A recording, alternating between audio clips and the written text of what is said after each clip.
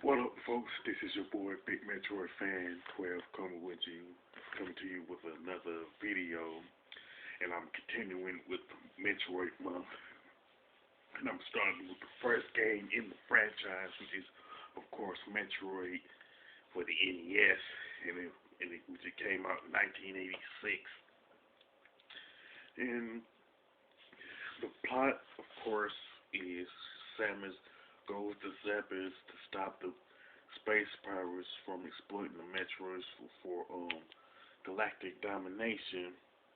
And she goes into like different taverns and spots like that to pretty much accomplish the mission. Of course, she runs into Crat and Ridley before getting to Mother Brain to take her out.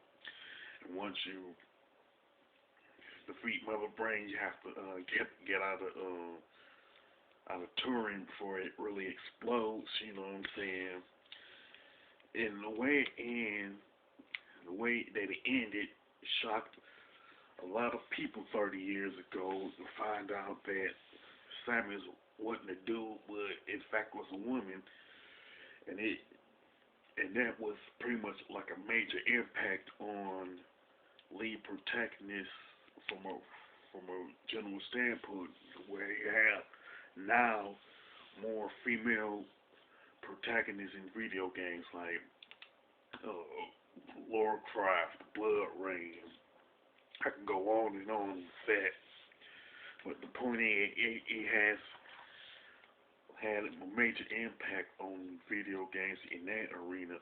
Plus, it had a major impact in that you were allowed to backtrack also, because not too many games back then, prior to Metroid being released, you couldn't like backtrack. But with the items that you collected along the way, you could pretty much backtrack. You know what I'm saying? And a lot of games followed Metroid's leads within the last 30 years and stuff, you know what I'm saying?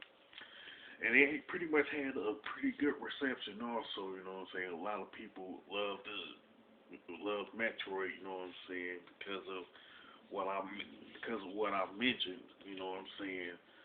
But at the same time, there are certain flaws with the game in that first off, there is no map, and because of that, like first time players can get lost real easy.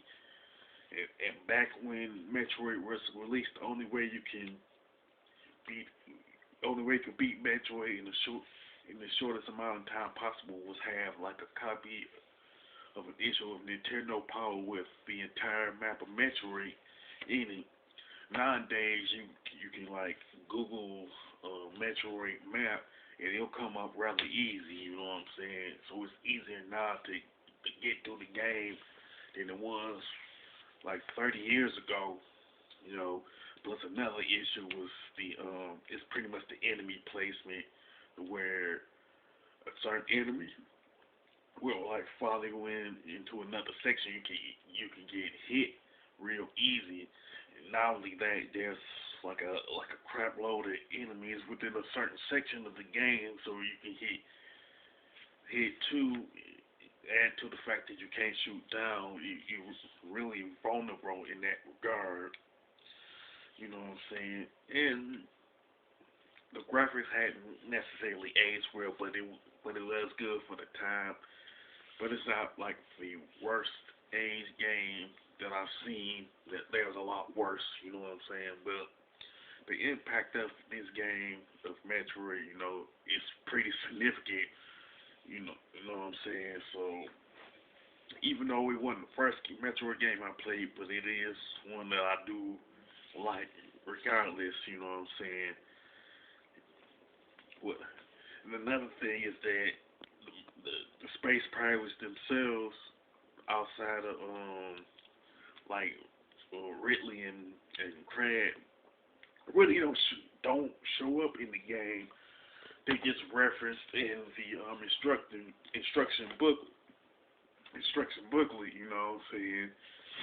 So this is like my my overall thoughts about Metroid from a general standpoint.